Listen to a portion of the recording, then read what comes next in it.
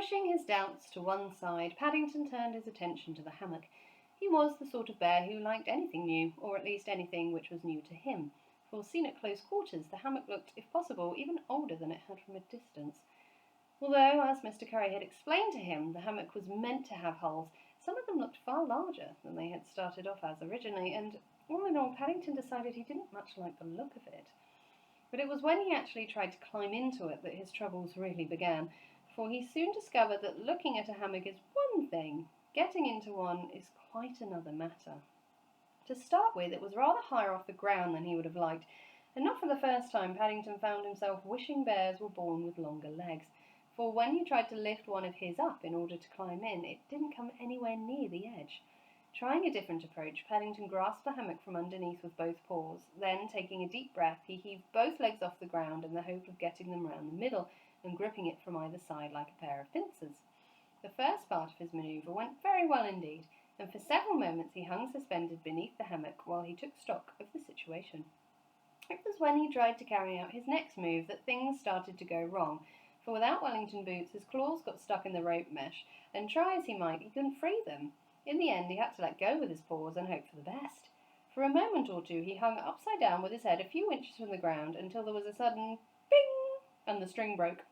Paddington was very glad he'd been wearing his hat, for Mr. Curry's lawn felt decidedly hard.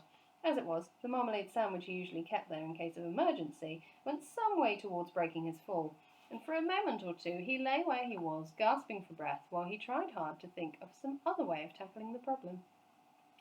Without a book of instructions, it was very hard, and in the end he decided the only answer was to take the bull by the horns and make a run at it. Crossing to the far side of the lawn, he took another deep breath, pulled his hat down over his ears, and then hurried towards the hammock as fast as his legs would carry him. As it loomed up in front of him, he took a tremendous leap in the air and clutched blindly at the first thing which met his grasp. Paddington wasn't quite sure what happened next. He was vaguely aware of a feeling of relief as his paws met with rope, which he clung to as hard as he could. Then, to his relief, he felt the rest of him land in something soft. After that, everything became a blur. Almost at once he started spinning round and round like a top. Gradually, however, the spinning slowed down until at last he came to a stop, with only his head poking out.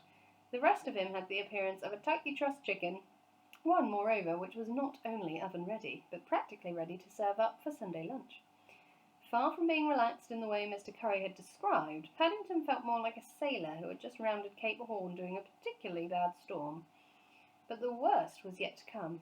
He hardly had time to free one of his paws in order to make sure his hat was still on, when he felt himself start to spin in the opposite direction. Slowly at first, then with ever-increasing speed, until he was suddenly ejected from the hammock like a stone from a catapult, only to land on the ground a moment later, in almost the very same spot as before. This time he lay where he was for rather longer, while he considered his next move. Paddington wasn't the sort of bear to be beaten by trifles. In fact, the more things went wrong, the more determined he usually became to put them to rights. It was as he lay gazing up at the sky while he pondered the matter that he suddenly caught sight of something dangling overhead, and as he did so, another idea gradually entered his mind. In his haste to clear a space so that he could erect the hammock between the two trees, Mr. Curry had left a rope tied to one of the upper branches. Paddington came to a decision. Mr. Curry's fruit trees were old and rather gnarled, and just right for climbing. Having made up his mind in no time at all, Paddington was up one of the trunks and sitting astride a main branch, ready for action. Grasping it firmly with his legs, he reached over to grip the rope, and then began lowering himself gently down it to a point where he was directly over the middle of the hammock. Feeling very pleased with himself, Paddington paused for a moment in order to mop his brow before continuing. As he did so, he noticed a particularly juicy-looking apple only a few inches away. He licked his lips. Climbing trees was hard work, and he felt sure that even Mr. Curry wouldn't begrudge one small apple from so many in the circumstances. Hastily stuffing the handkerchief back into his duffel coat pocket, he reached out his paw and was about to remove it from the branch when an upstairs window in Mr. Curry's house suddenly shot open, and the familiar face of the Brown's neighbour appeared. As he caught sight of Paddington, his eyes nearly popped out of their sockets, and his face started to go a funny colour. "Bear!" he bellowed. "What are you doing now, Bear? How dare you pick my apples without permission? Get down off that rope at once!" "Oh, dear, Mr. Curry, gasped Paddington. I wasn't climbing your rope. I was coming down. In his confusion, Paddington tried to let go of the apple with one paw and raise his hat with the other. A moment later, and for what seemed like the umpteenth time that morning, he felt himself falling through space.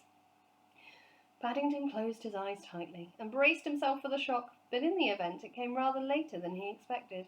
The delay was only for a fraction of a second, but it was accompanied by a very ominous rending sound indeed, one, moreover, which caused Mr. Curry's face to go on an even deeper shade of purple than it had been before. If the Brown's neighbour had found it hard to believe his eyes when he'd first seen Paddington up his tree, he found it even more difficult as he gazed at the gaping hole in the middle of his hammock, through which Paddington had just passed. For once he seemed totally at a loss for words. "Bear!" he spluttered at long last. "Bear, what have you done to my hammock? Come back at once, Bear!" But Paddington had disappeared. Without even bothering to look back, he dived through the hole in the fence as if his very life depended on it. He'd had quite enough of hammocks for one day, especially ones which belonged to Mr. Curry. Mrs. Bird gave a snort as she listened to Paddington's tale of woe later that same day. "His hammock indeed!" she exclaimed. "The cheek of it! That's our old hammock!"